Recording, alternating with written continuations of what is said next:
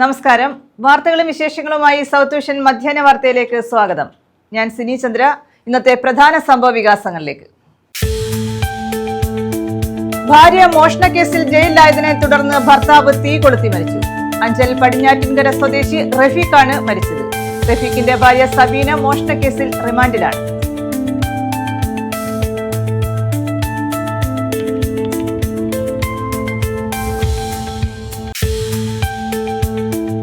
LDF ഭരണം കേരളത്തെ ഗുണ്ടാ മാഫിയകളുടെ തലസ്ഥാനമാക്കിയെന്ന് NK Premachandran MP. പൊതുഖജനാവിലെ കോടിക്കണക്കിന് പണം ഉപയോഗിച്ച് KSRTC ബസിലും മറ്റും പരസ്യം നൽകി തിരഞ്ഞെടുപ്പിനെ നേരിടുന്നുവെന്നും MP. പത്തനാപുരത്ത് RSP നിയോജക മണ്ഡലം കമ്മിറ്റിയുടെ നേതൃത്വത്തിൽ രാഷ്ട്രീയ വിശദീകരണ യോഗം. കുടിവെള്ളക്ഷാമം രൂക്ഷമായിട്ടും കനാൽ തുറക്കാതെ KEP അധികൃതർ. പ്രതിഷേധം ശക്തമാക്കി ജനപ്രതിനിധികൾ. കനാൽ തുറക്കണമെന്നാവശ്യപ്പെട്ട് KEP കൊട്ടാരക്കര അസിസ്റ്റന്റ് എക്സിക്യൂട്ടീവ് എഞ്ചിനീയറെ ഉപരോധിച്ചു. വിശദമായ വാർത്തകളിലേക്ക്.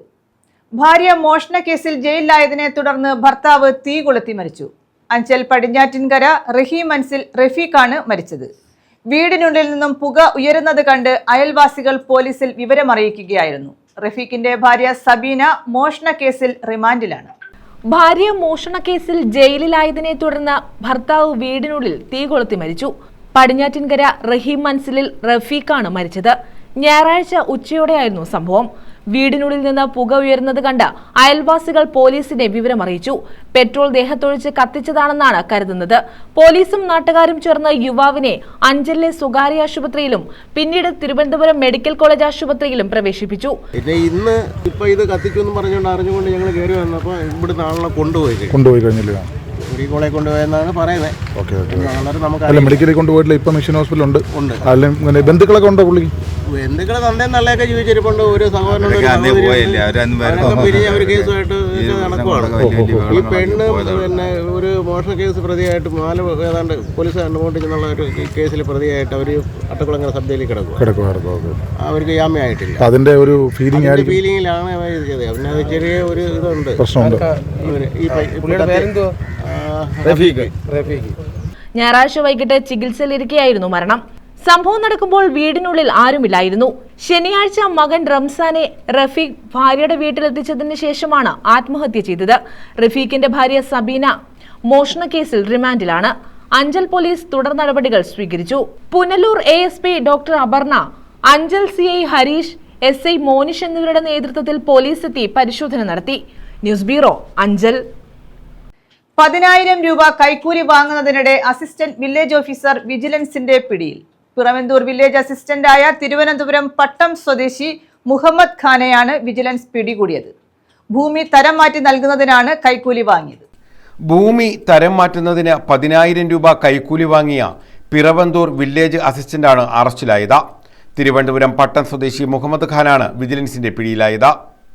പരാതിക്കാരനായ പിറവന്തൂർ സ്വദേശിയുടെ അമ്മയുടെ പേരിലുള്ള 34 സെന്റ് സ്ഥലം തരം മാറ്റി നൽകുന്നതിന് ഉദ്യോഗസ്ഥൻ കൈക്കൂലി ആവശ്യപ്പെട്ടതോടെ വിവരം കൊല്ലം വിജിലൻസ് ഡെപ്യൂട്ടി പോലീസ് സൂപ്രണ്ടിനെ അറിയിക്കുകയായിരുന്നു.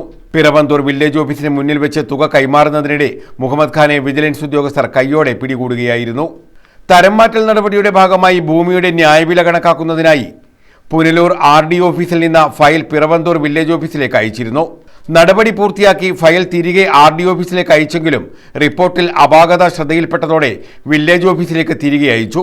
വില്ലേജ് ഓഫീസിലെത്തി അന്വേഷിച്ചപ്പോൾ ഫയൽ കാണുന്നില്ലെന്ന മറുപടിയാണ് പരാതിക്കാരൻ ലഭിച്ചത്.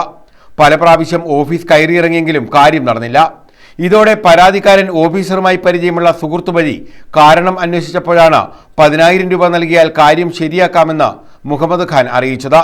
അങ്ങനെയാണ് പരാതിക്കാരൻ കൊല്ലം വിജിലൻസിനെ വിവരം അറിയിച്ചത്. വിജിലൻസ് ഒരുക്കിയ കെണിയിൽ മുഹമ്മദ് ഖാൻ കുടുങ്ങുകയായിരുന്നു. സർവീസിൽ നിന്ന് വിരമിക്കാൻ 3 മാസം മാത്രം ബാക്കിയിരിക്കെയാണ് കൈക്കൂലി കേസിൽ മുഹമ്മദ് ഖാൻ അറസ്റ്റിലായത്. Vigilance deputy police superintendent SS Baiju, ഉദ്യോഗസ്ഥരായ ബിജു, ജസ്റ്റിൻ ജോൺ എന്നിവർ ഉൾപ്പെട്ട സംഘമാണ് മുഹമ്മദ് ഖാനെ പിടികൂടിയത്. News bureau, Pathanapuram. സംസ്ഥാനത്തെ ലൈബ്രറിയന്മാർക്കുള്ള അലവൻസ് 1000 രൂപ വർദ്ധിപ്പിച്ചതായി മന്ത്രി KN ബാലഗോപാൽ. മുട്ടറയിൽ ഹരിജൻ വായനശാലയുടെ പുതിയ കെട്ടിടം, ഓഡിറ്റോറിയം, മുട്ടറ ജംഗ്ഷനിൽ ഹൈമാസ് ലൈറ്റ് എന്നിവയുടെ ഉദ്ഘാടനം നിർവഹിക്കുകയായിരുന്നു മന്ത്രി. വായനശാലകൾ പൊതുജനങ്ങൾക്ക് ഒത്തുചേരാനുള്ള ഇടമാകണം. യുവതയുടെ ഡിജിറ്റൽ അഡിക്ഷൻ കുറയ്ക്കാനും അവരെ സമൂഹത്തിന്റെ ഭാഗമാക്കാനും വായനശാലകൾക്ക് കഴിയണമെന്നും മന്ത്രി പറഞ്ഞു. സംസ്ഥാനത്ത് ലൈബ്രറിയന്മാർക്കുള്ള അലവൻസ് 1000 രൂപ വർദ്ധിപ്പിച്ചതായി മന്ത്രി KN ബാലഗോപാൽ.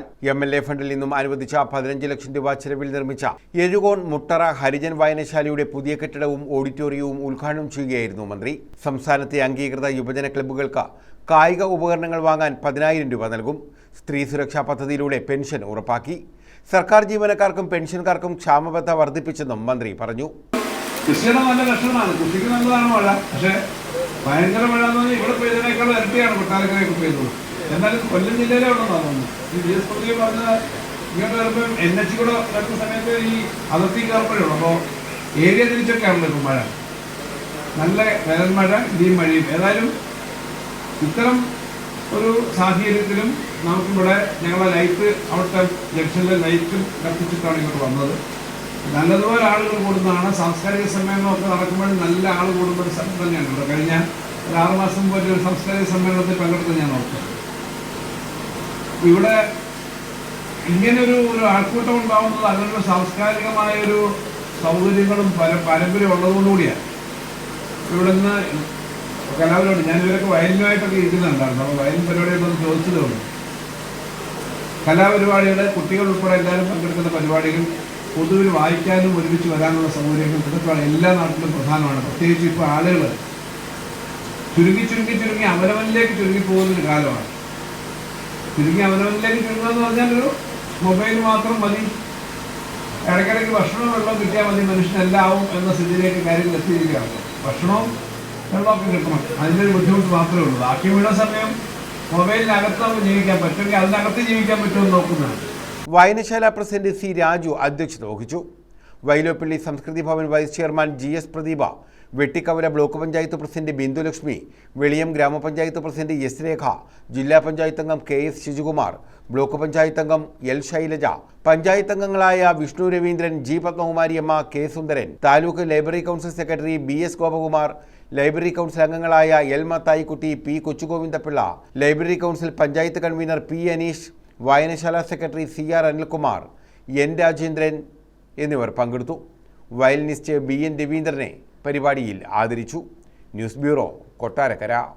കാലാവസ്ഥാ വ്യതിയാനം മൂലമുള്ള പ്രശ്നങ്ങൾ നേരിടാൻ ലോകബാങ്കിന്റെ സഹായത്തോടെ 2365 കോടി രൂപയുടെ കേര പദ്ധതി നടപ്പാക്കിയെന്ന് മന്ത്രി P. Prasad. Vegetable and food promotion council Kerala സംഘടിപ്പിച്ച കൊല്ലം ജില്ലാ കാർഷികോത്സവം ഹരിതം 2026ന്റെ സമാപന സമ്മേളനം ഉദ്ഘാടനം ചെയ്യുകയായിരുന്നു അദ്ദേഹം. കാർഷികോൽപ്പന്നങ്ങളിൽ നിന്നും മൂല്യവർദ്ധിത ഉൽപ്പന്നങ്ങൾ നിർമ്മിക്കാൻ കർഷകർ മുൻകൈയെടുക്കണമെന്നും മന്ത്രി പറഞ്ഞു. കാർഷിക മേഖലയിൽ കാലാവസ്ഥാ വ്യതിയാനം മൂലമുള്ള പ്രശ്നങ്ങൾ നേരിടാൻ ലോകബാങ്കിന്റെ സഹായത്തോടെ 2365 കോടി രൂപയുടെ കേര പദ്ധതി നടപ്പാക്കിയതായി മന്ത്രി P. പ്രസാദ് പറഞ്ഞു.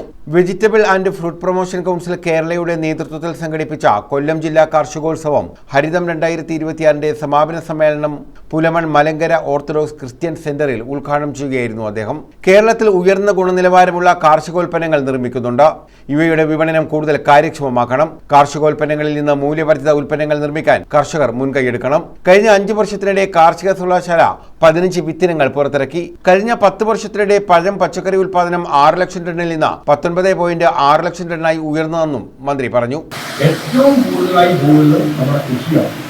ജീവനുമായിട്ട് തന്നെ തുല്യപ്പെടുത്ത അല്ലെങ്കിൽ പോലും ഏറ്റവും ആദ്യം നഷ്ടപ്പെടുന്നത് കൃഷിയാണ്. കൃഷി മാറ്റമുണ്ടോ, നിങ്ങളുടെ പരിപാടിയിൽ മാറ്റമുണ്ടോ, ഈ ഓരോ മഴത്തിലും ഇവിടെ ഉണ്ടാവുന്ന ഉയർന്ന ഉൽപ്പാദിപ്പിക്കുന്ന ഉൽപ്പന്നത്തിന് നല്ല വില ലഭിക്കുക എന്നിങ്ങനെ നിരവധിയായ പ്രശ്നങ്ങളുണ്ട്. കുറെ മെച്ചങ്ങളുണ്ട്. ആ മെച്ചങ്ങൾ കേരളത്തിൽ ഉൽപ്പാദിപ്പിക്കുന്ന ഉൽപ്പന്നങ്ങളുടെ ഗുണമേന്മ കൂടുതലാണെന്നുള്ളതാണ്. ഒരു വലിയ വളരെ കണ്ണീരുണ്ടായിരുന്ന ആളുകളുടെ കയ്യിലൊരു മന്ത്രി KN. ബാലഗോപാൽ അധ്യക്ഷത വഹിച്ചു.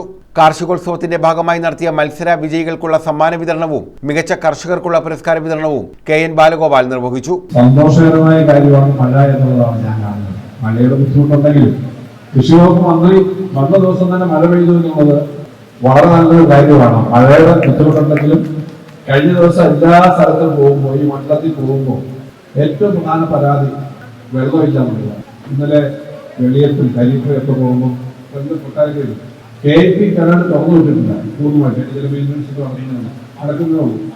അതാണ് എല്ലാ സ്ഥലത്തും കുടിവെള്ളത്തിന്റെ ഉൾപ്പെടെ പ്രശ്നമുണ്ട്.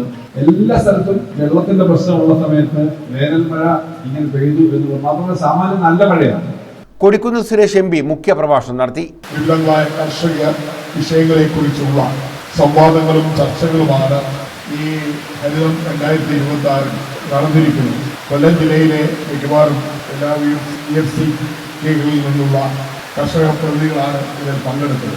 ജില്ലാ panchayat president R. Lathadevi, vice president SR. Arun Babu, standing committee chairperson G. Saraswathi, Kottarakkara നഗരസഭാ chairperson Anitha Gopakumar, deputy chairperson Shaju, standing committee ചെയർപേഴ്സൺമാരായ SR. Ramesh, D. Ramakrishnapillai, vegetable and fruit promotion council ഭാരവാഹികൾ, ഉദ്യോഗസ്ഥർ, കർഷകർ തുടങ്ങിയവർ പങ്കെടുത്തു. News bureau, Kottarakkara. കരുനാഗപ്പള്ളി കാട്ടിൽക്കടവ് പാലം നിർമ്മാണോദ്ഘാടനം നടന്നു. 44.89 കോടി രൂപയാണ് പദ്ധതിക്കായി വിനിയോഗിക്കുന്നത്. ഊരാളുങ്കൽ ലേബർ കോൺട്രാക്ട് കോഓപ്പറേറ്റീവ് സൊസൈറ്റിക്കാണ് നിർമ്മാണ ചുമതല. ആലപ്പാട് കുലശേഖരപുരം ഗ്രാമപഞ്ചായത്തുകളെ ബന്ധിപ്പിക്കുന്ന കാട്ടിൽക്കടവ് പാലത്തിന്റെ നിർമ്മാണോദ്ഘാടനമാണ് നടത്തിയത്.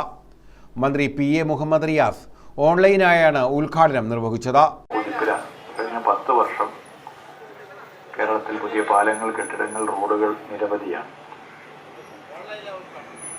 ജനങ്ങളാകെ അനുഭവിച്ചറിഞ്ഞ മാറ്റങ്ങളാണ് പശ്ചാത്തല വികസന മേൽപ്പാലങ്ങളുടെയും കെട്ടിടങ്ങളുടെയും കാര്യത്തിൽ കേരളം കൈവരിച്ച മുന്നേറ്റം ഈ നാടാകുന്നത്. റോഡുകൾ, പാലങ്ങൾ, മേൽപ്പാലങ്ങൾ പോലുള്ള കെട്ടിടങ്ങൾ. ഇപ്പോൾ BMNBC റോഡുകൾ കേരളത്തിൽ വലിയ നിലയിലേക്ക് വന്നു.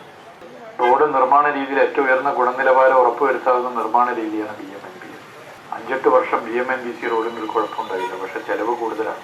5 വർഷം കൊണ്ട് 50% പൊതുമരാമത്ത് റോഡുകൾ BMNBC ആക്കണമെന്നാണ് ലക്ഷ്യം വെച്ചത്. ഇപ്പോൾ അത് 60% ആയി എന്ന സന്തോഷത്തിൽ അറിയിക്കുക. CR മഹേഷ് MLA അധ്യക്ഷത വഹിച്ചു. നമ്മൾ ഈ പാലത്തിന് 20 കോടി രൂപയുടെ ഭരണാനുമതിയായിരുന്നു ആദ്യമായി അനുവദിക്കുന്നത്. റിപ്പോർട്ട് ഇവിടെ വായിക്കുമെന്നുള്ളത് കൊണ്ട് അതിൻ്റെ ഒരു വിശദാംശങ്ങളിലേക്ക് ഞാൻ കടന്നു പോകുന്നില്ല. പക്ഷെ പിന്നീട് ദേശീയ ജലപാത എന്നുള്ള കാഴ്ചപ്പാടിൽ വലിയ യാനങ്ങൾക്ക് കൂടി കടന്നു പോകണം എന്നുള്ളത് കൊണ്ട് നേരത്തെ എടുത്ത ഡിസൈനിൽ മാറ്റം വരുത്തേണ്ടതായി വന്നു. ഏതാണ്ട് ഇരട്ടി തുക, ഏതാണ്ട് 44 കോടിയോളം രൂപയുടെ എസ്റ്റിമേറ്റാണ് പിന്നീട്, ഡിസൈനിങ് ആണ് പിന്നീട് നടന്നത്.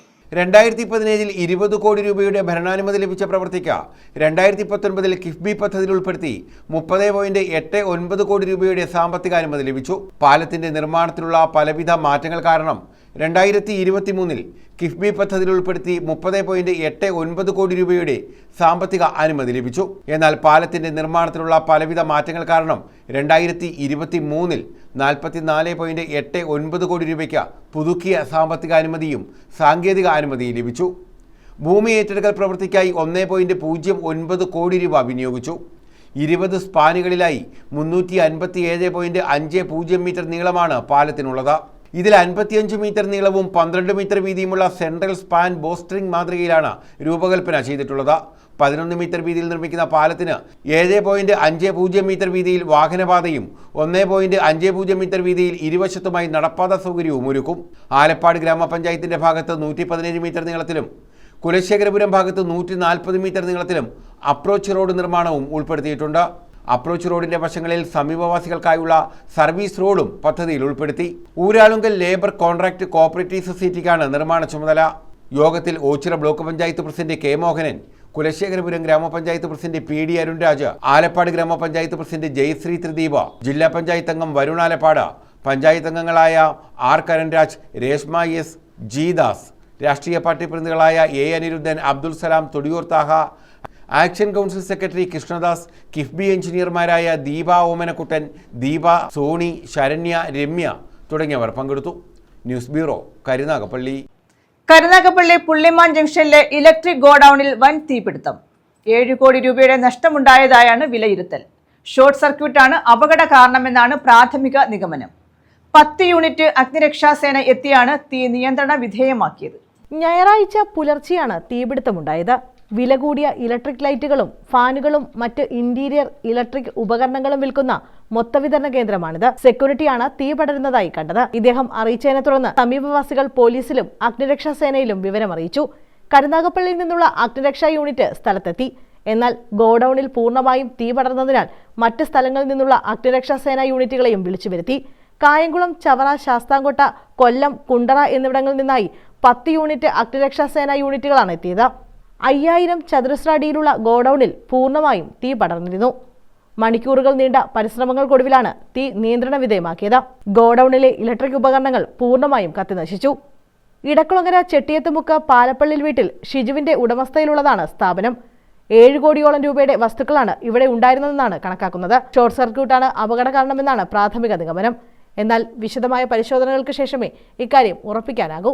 റൈറ്റ് ഇലക്ട്രിക്കൽസിന്റെ ഗോഡൌണാണ്. ഏകദേശം 6000 സ്ക്വയർ ഫീറ്റിന് മുകളിൽ വരുന്ന ഈ ഗോഡൌൺ ഇന്നലെ രാത്രി ഒരു 12-20ഓടുകൂടി പുക ആദ്യം വരികയും പിന്നീട് പെട്ടെന്ന് തീ ആളിക്കത്തുകയും ചെയ്യുകയായിരുന്നു. വലിയൊരു നഷ്ടമാണ് ഇതിൻ്റെ ഉടമസ്ഥനായ വന്നിട്ടുള്ളത്. കാരണം വളരെ വിലപിടിപ്പുള്ള ഇലക്ട്രിക് സാധനങ്ങൾ, ലൈറ്റുകൾ, ഫാനുകൾ തുടങ്ങിയവയായിരുന്നു ഈ ഗോഡൌണിലുണ്ടായിരുന്നത്. വളരെ മഴ പെയ്ത് അങ്ങോട്ട് കഴിഞ്ഞതിന് ശേഷമായിരുന്നു പെട്ടെന്ന് ഈ തീപിടുത്തം ഉണ്ടായത്. ഏകദേശം 7-ൽ പരം ഫയർഫോഴ്സുകൾ ഇവിടെ വന്ന് നേരം വെളുക്കുന്നോളം അങ്ങനെ 5 മണി, 5:30-6 മണിയോളം തീ അണയ്ക്കാൻ വേണ്ടി ശ്രമിച്ചു. തീ അണയ്ക്കുകയും പിന്നീട് ഇപ്പോൾ പകല് രാവിലെ 9 മണിക്ക് വീണ്ടും വന്ന് ബാക്കിയുള്ള തീകൾ ഉള്ള ഭാഗം കൂടെ അണച്ചു കൊടുക്കുകയും ചെയ്തു. News bureau, Karunagappally. NSS വനിതാ സമാജം ഭാരവാഹികളുടെ യോഗം നടത്തി. കരുനാഗപ്പള്ളി താലൂക്ക് NSS യൂണിയന്റെ പരിധിയിലുള്ള കരയോഗങ്ങളിലെ വനിതാ സമാജം പ്രസിഡന്റുമാരുടെയും സെക്രട്ടറിമാരുടെയും യോഗമാണ് ചേർന്നത്. യോഗത്തിൽ വനിതാ യൂണിയൻ ഭരണസമിതി അംഗങ്ങളെയും തെരഞ്ഞെടുത്തു. കരുനാഗപ്പള്ളി താലൂക്ക് NSS യൂണിയന്റെ പരിധിയിലുള്ള കരയോഗങ്ങളിലെ വനിതാ സമാജം പ്രസിഡന്റുമാരുടെയും സെക്രട്ടറിമാരുടെയും യോഗം ചേർന്നു. താലൂക്ക് യൂണിയൻ മന്ദിരത്തിൽ നടന്ന യോഗം യൂണിയൻ പ്രസിഡന്റും NSS ട്രഷററുമായ NV അയ്യപ്പൻ പിള്ള ഉദ്ഘാടനം ചെയ്തു.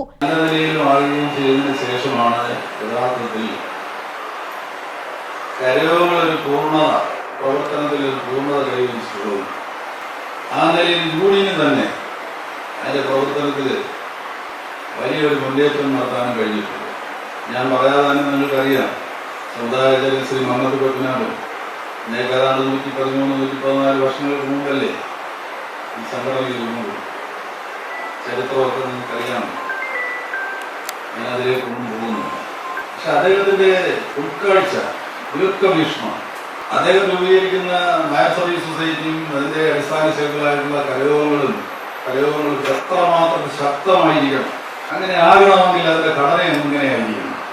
വനിതാ union vice president Indira Ramachandran അധ്യക്ഷത വഹിച്ചു. കരയോഗങ്ങളിൽ വനിതാ സമാജങ്ങളുടെ പ്രവർത്തനം കൂടുതൽ ശക്തമാക്കുക, വനിതകളിൽ സമ്പാദ്യശീലം വർദ്ധിപ്പിക്കുക തുടങ്ങിയ ലക്ഷ്യങ്ങളോടെയാണ് യോഗം സംഘടിപ്പിച്ചത്. യോഗത്തിൽ വനിതാ യൂണിയൻ ഭരണസമിതിയെയും തെരഞ്ഞെടുത്തു.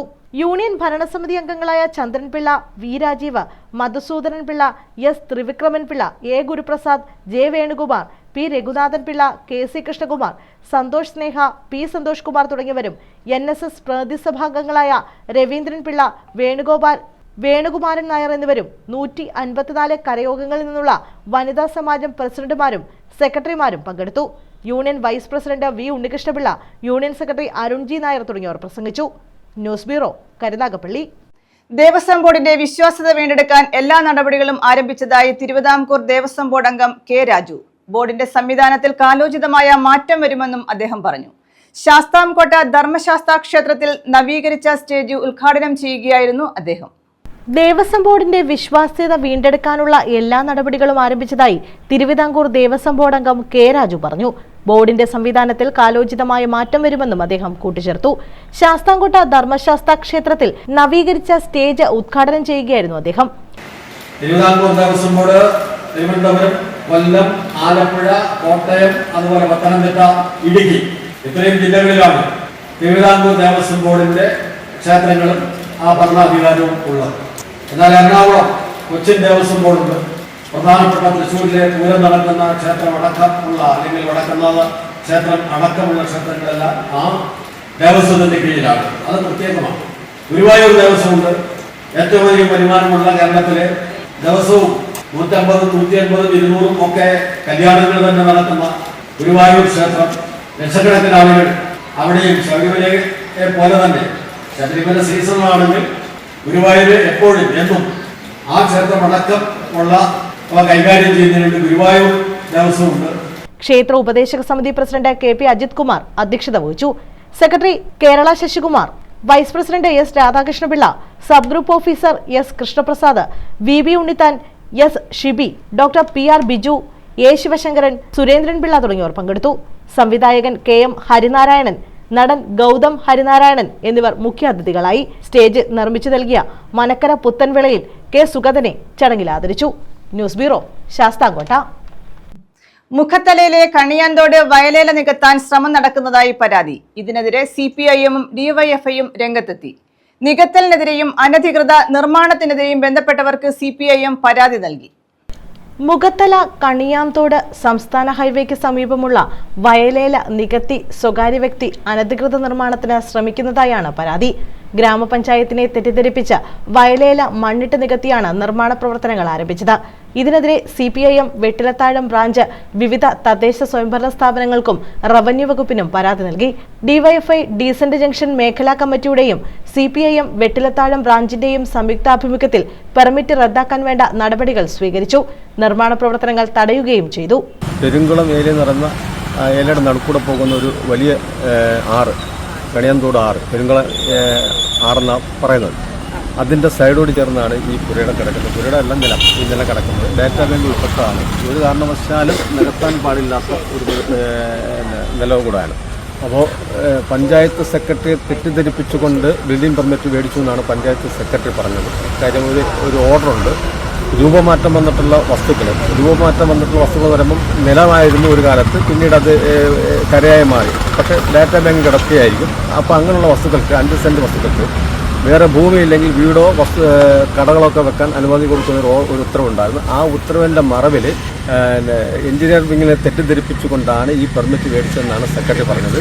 സ്ഥലം പരിശോധിച്ചിട്ട് സെക്രട്ടറി ഈ പെർമിറ്റ് റദ്ദ് ചെയ്യുമെന്ന് പറഞ്ഞിട്ടുണ്ട്. ഏതായാലും ഈ പരിസ്ഥിതി സംരക്ഷിക്കുന്നതിൻ്റെ ഭാഗമായിട്ട് ഏതറ്റം വരെയും ഇവിടുത്തെ ജനങ്ങളും ഇവിടുത്തെ ഈ പ്രസ്ഥാനവും മുന്നോട്ട് പോകുന്നുള്ള കാര്യത്തിൽ യാതൊരു തർക്കവുമില്ല. ഇനി 900 ഹെക്ടർ നിലമാണ് നമ്മുടെ തൃക്കോവിട്ടം പഞ്ചായത്തിലാകെ ഉണ്ടായിരുന്നത്. ആ 900 ഹെക്ടർ നിലം ഇപ്പോൾ ഏകദേശം 400 ഹെക്ടറിന് താഴെയായിട്ടുള്ളതാണ് യാഥാർത്ഥ്യം. ചില വ്യക്തികൾ അവരുടെ ധനവർദ്ധനവിന് ഭൂമിയെ ചൂഷണം ചെയ്യുകയാണെന്ന് CPIM-ഉം DYFI-യും കുറ്റപ്പെടുത്തി. ന്യൂസ് ബ്യൂറോ, കൊല്ലം. കടൽ കടന്നെത്തിയവർക്ക് കനിവൊരുക്കി ഗാന്ധിഭവൻ. കെനിയയിലെ ബെങ്കാമ സ്വദേശിനികളായ യുവതികൾക്കാണ് ഗാന്ധിഭവൻ അഭയമൊരുക്കിയത്. തൃശൂർ വിയൂർ സെൻട്രൽ ജയിലിലെ വനിതാ സെല്ലിൽ നിന്നും കോടതിയുടെ നിർദ്ദേശപ്രകാരമാണ് ഇവരെ പത്തനാപുരം ഗാന്ധിഭവൻ ഷെൽട്ടർ ഹോമിലേക്ക് മാറ്റിയത്. ഇവരുടെ പാസ്പോർട്ടും വിസയും കാലഹരണപ്പെട്ടതോടെയാണ് ഇവരെ ഷെൽട്ടർ ഹോമിലേക്ക് മാറ്റിയത്. തൃശൂർ വിയൂർ സെൻട്രൽ ജയിലിലെ വനിതാ സെല്ലിൽ നിന്നും കെനിയയിലെ ബെങ്കാമ സ്വദേശിനികളായ പമേല നഫൂന സിറ്റാറ്റി, എഗിലെയക്കുട ഇംബായി എന്നിവരെയാണ് കോടതിയുടെ നിർദ്ദേശപ്രകാരം പത്തനാപുരം ഗാന്ധിഭവൻ ഷെൽട്ടർ ഹോമിലേക്ക് മാറ്റിയത്. റെസ്റ്റോറന്റ് ബിസിനസ് നടത്തുന്ന പമേലയും മേക്കപ്പ് ആർട്ടിസ്റ്റായ എഗിലെയും കുറച്ചു മാസങ്ങൾക്ക് മുൻപാണ് കൊച്ചി ഇടപ്പള്ളിയിലെത്തിയത്. ഇടപ്പള്ളിയിൽ ഒരു വീട്ടിൽ താമസിച്ച് നാട് ചുറ്റിക്കറങ്ങുന്നതിനിടയിലാണ് ഇവരുടെ പാസ്പോർട്ടും വിസയും കാലഹരണപ്പെട്ടത്. വിസ പുതുക്കുന്നതിനുള്ള കാലതാമസമാണ് ഇപ്പോൾ നേരിടുന്നത്. അതുവരെ ഇവർക്ക് ഗാന്ധിഭവനിൽ താൽക്കാലിക സംരക്ഷണം നൽകാൻ Kalamassery judicial first class magistrate ഉത്തരവിടുകയായിരുന്നു. വിയൂർ വനിതാ ജയിൽ സൂപ്രണ്ടിന്റെ കത്തുമായി എറണാകുളത്തെയും വിയൂരിലെയും പോലീസ് ഉദ്യോഗസ്ഥർ ചേർന്നാണ് കെനിയൻ സ്വദേശിനികളെ പത്തനാപുരം ഗാന്ധിഭവനിലേക്ക് കൊണ്ടുവന്നത്. വിസയുടെ കാലാവധി കഴിഞ്ഞതിനാൽ ഫോറിനേഴ്സ് ആക്ട് പ്രകാരമാണ് ഇവരെ കോടതിയിൽ നിന്ന് ശിക്ഷിച്ച് വിയൂർ ജയിലിൽ പാർപ്പിച്ചത്. അവരുടെ ശിക്ഷയുടെ കാലാവധി കഴിഞ്ഞു. അത് കഴിഞ്ഞതിന് ശേഷം വിടുതൽ ചെയ്യാതെ അവിടെ പാർപ്പിക്കുന്നത് നിയമവിരുദ്ധമായതിനാൽ ഇവർക്ക് ഡീപ്പോർട്ടേഷൻ നടക്കുന്നത് വരെ കോടതി ഉത്തരവ് പ്രകാരം ഗാന്ധിഭവനിലേക്ക് മാറ്റി പാർപ്പിക്കുന്നു. ഗാന്ധിഭവൻ സെക്രട്ടറി പുനലൂർ സോമരാജന്റെ നേതൃത്വത്തിലാണ് ഇരുവരെയും ഏറ്റെടുത്ത് ഷെൽട്ടർ ഹോമിലേക്ക് മാറ്റിയത്. News bureau, Pathanapuram. LDF ഭരണം കേരളത്തെ ഗുണ്ടാ മാഫിയകളുടെ തലസ്ഥാനമാക്കിയെന്ന് NK പ്രേമചന്ദ്രൻ MP. പത്തനാപുരത്ത് RSP നിയോജക മണ്ഡലം കമ്മിറ്റിയുടെ നേതൃത്വത്തിൽ നടന്ന രാഷ്ട്രീയ വിശദീകരണ യോഗം ഉദ്ഘാടനം ചെയ്യുകയായിരുന്നു അദ്ദേഹം. പൊതുഖജനാവിലെ കോടിക്കണക്കിന് പണം ഉപയോഗിച്ച് KSRTC ബസ്സിലും മറ്റും പരസ്യം നൽകി തിരഞ്ഞെടുപ്പിനെ നേരിടുന്നുവെന്നും MP പറഞ്ഞു. LDF ഭരണം കേരളത്തെ ഗുണ്ടാ മാഫിയകളുടെ തലസ്ഥാനമാക്കിയെന്നും പൊതുഖജനാവിലെ കോടിക്കണക്കിന് പണം ഉപയോഗിച്ച് KSRTC ബസ്സിലും മറ്റും പരസ്യം നൽകി തെരഞ്ഞെടുപ്പിനെ നേരിടുന്നുവെന്നും NK പ്രേമചന്ദ്രൻ MP പറഞ്ഞു. പത്തനാപുരത്ത് RSP നിയോജക മണ്ഡലം കമ്മിറ്റിയുടെ നേതൃത്വത്തിൽ നടന്ന രാഷ്ട്രീയ വിശദീകരണ യോഗം ഉദ്ഘാടനം ചെയ്യുകയായിരുന്നു അദ്ദേഹം. ക്രമസമാധാന ചുമതലയുള്ള പോലീസ് ഉദ്യോഗസ്ഥരുടെ സുരക്ഷ പോലും ഉറപ്പാക്കാത്ത ഭരണത്തിൽ സാധാരണക്കാർക്ക് എന്ത് സുരക്ഷ ലഭിക്കുമെന്നും NK പ്രേമചന്ദ്രൻ MP കുറ്റപ്പെടുത്തി. പോലീസ് ഉദ്യോഗസ്ഥരുടെ സുരക്ഷിതത്വം പോലും ഉറപ്പുവരുത്താൻ കഴിയാത്ത ഈ ഗവൺമെന്റാണോ ഈ കേരളത്തിലെ സാധാരണക്കാരായ എന്റെയും നിങ്ങളുടെയും ജീവന്റെയും സ്വത്തിന്റെയും സുരക്ഷിതത്വം ഉറപ്പുവരുത്തുന്നത്? അരാജകാവസ്ഥയിലല്ലേ കേരളം ഇന്ന്? സാമ്പത്തിക രംഗത്തും വാണിജ്യ രംഗത്തും വ്യാപാര രംഗത്തും ക്രമസമാധാന പരിപാലന രംഗത്തും വിദ്യാഭ്യാസ രംഗത്തും തൊഴിൽ രംഗത്തും ആരോഗ്യ രംഗത്തും വ്യാവസായിക രംഗത്തും സർവ മേഖലയിലും അരാജകാവസ്ഥയിലേക്ക് മാറിയിട്ടുള്ള ഈ കേരളത്തെ തകർച്ചയിൽ നിന്ന് തിരിച്ചെടുക്കാൻ, തകർച്ചയിൽ നിന്ന് പുനരുജ്ജീവിപ്പിക്കാൻ ഈ കേരളത്തിൽ ഒരു രാഷ്ട്രീയ ബദൽ അനിവാര്യമാണ്. ആ രാഷ്ട്രീയ ബദലാണ് ഞങ്ങൾ മുന്നോട്ട് വെക്കുന്ന കോൺഗ്രസിന്റെ നേതൃത്വത്തിൽ. RSP പത്തനാപുരം മണ്ഡലം സെക്രട്ടറി SR സുരേഷ് കുമാർ അധ്യക്ഷത വഹിച്ചു. KPCC general secretary Jyothikumar Chammakkala, RSP Kollam ജില്ലാ സെക്രട്ടറി KS വേണുഗോപാൽ, സംസ്ഥാന കമ്മിറ്റി അംഗം N നാസിർ ഖാൻ, ജില്ലാ കമ്മിറ്റി അംഗങ്ങളായ K Sukumaran, Roy John, local committee secretary S Mahin, RYF മണ്ഡലം സെക്രട്ടറി K രമേശ് എന്നിവർ പങ്കെടുത്തു. News bureau, Pathanapuram. കുടിവെള്ളക്ഷാമം രൂക്ഷമായിട്ടും കനാൽ തുറക്കാത്ത KEP അധികൃതരുടെ നിലപാടിൽ പ്രതിഷേധം ശക്തമാകുന്നു. കനാൽ തുറക്കണമെന്നാവശ്യപ്പെട്ട് ശൂരനാട് വടക്ക് ഗ്രാമപഞ്ചായത്ത് പ്രസിഡന്റിന്റെ നേതൃത്വത്തിൽ KEP കൊട്ടാരക്കര അസിസ്റ്റന്റ് എക്സിക്യൂട്ടീവ് എഞ്ചിനീയറെ ഉപരോധിച്ചു. കനാൽ വഴി വെള്ളമെത്താത്തതിനാൽ കിണറുകൾ വറ്റിയതോടെ വടക്കൻ മേഖലയിൽ ജലക്ഷാമം രൂക്ഷമാണ്. കുടിവെള്ളക്ഷാമം രൂക്ഷമായിട്ടും കനാൽ തുറക്കാത്ത KEP നിലപാടിനെ തുടർന്നാണ് ശൂരനാട് വടക്ക് പ്രതിഷേധം ശക്തമാകുന്നത്. കനാൽ വഴി വെള്ളമെത്താത്തതിനാൽ കിണറുകൾ വറ്റിയതോടെ വടക്കൻ മേഖലയിൽ ജലക്ഷാമം രൂക്ഷമാണ്. വേനൽക്കാലത്ത് കനാൽ ജലമാണ് കിണറുകളിൽ ഉറവകൾ രൂപപ്പെടുത്തുന്നത്. ചൂട് വർദ്ധിച്ചതോടെ ജലാശയങ്ങളും വരണ്ടു. അഴകിയകാവ് പമ്പ് ഹൗസ് പ്രവർത്തനം നിലച്ചതും ജലക്ഷാമം രൂക്ഷമാക്കി. ടാങ്കർ വഴി വീടുകളിൽ കുടിവെള്ളം എത്തിച്ചിട്ടും പ്രതിസന്ധിക്ക് പരിഹാരമാകുന്നില്ല. ഇതോടെയാണ് കനാൽ തുറക്കണമെന്ന ആവശ്യവുമായി ശൂരനാട് വടക്ക് ഗ്രാമപഞ്ചായത്ത് പ്രസിഡന്റ് ശ്രീലക്ഷ്മി ബിജുവിന്റെ നേതൃത്വത്തിൽ ജനപ്രതിനിധികൾ ശനിയാഴ്ച KEP കൊട്ടാരക്കര അസിസ്റ്റന്റ് എക്സിക്യൂട്ടീവ് എഞ്ചിനീയറെ ഉപരോധിച്ചത്. ദിവസങ്ങൾക്ക് മുമ്പ് കരുനാഗപ്പള്ളി KEP ഓഫീസിലുമെത്തി പ്രതിഷേധിച്ചിരുന്നു. എന്നിട്ടും KEP ഉദ്യോഗസ്ഥർ ശൂരനാട്ടുകാരെ അവഗണിക്കുന്ന സമീപനമാണ് തുടരുന്നത്. ഒടുവിൽ ശൂരനാട് വടക്ക് പ്രദേശങ്ങളിൽ കനാൽ ജലം എത്തിക്കാമെന്ന് അസിസ്റ്റന്റ് എക്സിക്യൂട്ടീവ് എഞ്ചിനീയർ ഉറപ്പു നൽകിയതോടെയാണ് സമരം അവസാനിപ്പിച്ചത്. പഞ്ചായത്ത് അംഗങ്ങളായ സുബൈർ, ശ്രീകുമാർ, ഷീജ ഷാജി, ഗ്രീഷ്മ, ജെസ്സി എന്നിവരും പ്രതിഷേധത്തിൽ പങ്കെടുത്തു. കനാൽ തുറന്നില്ലെങ്കിൽ ശക്തമായ സമരപരിപാടികളുമായി മുന്നോട്ടു പോകുമെന്ന് പ്രസിഡന്റ് ശ്രീലക്ഷ്മി അറിയിച്ചു. News bureau, Sooranad. പ്രധാന വാർത്തകൾ വീണ്ടും. ഭാര്യ മോഷണക്കേസിൽ ജയിലിലായതിനെ തുടർന്ന് ഭർത്താവ് തീ കൊളുത്തി മരിച്ചു. അഞ്ചൽ പടിഞ്ഞാറ്റിൻകര സ്വദേശി റഫീഖാണ് മരിച്ചത്. റഫീഖിന്റെ ഭാര്യ സബീന മോഷണക്കേസിൽ റിമാൻഡിലാണ്.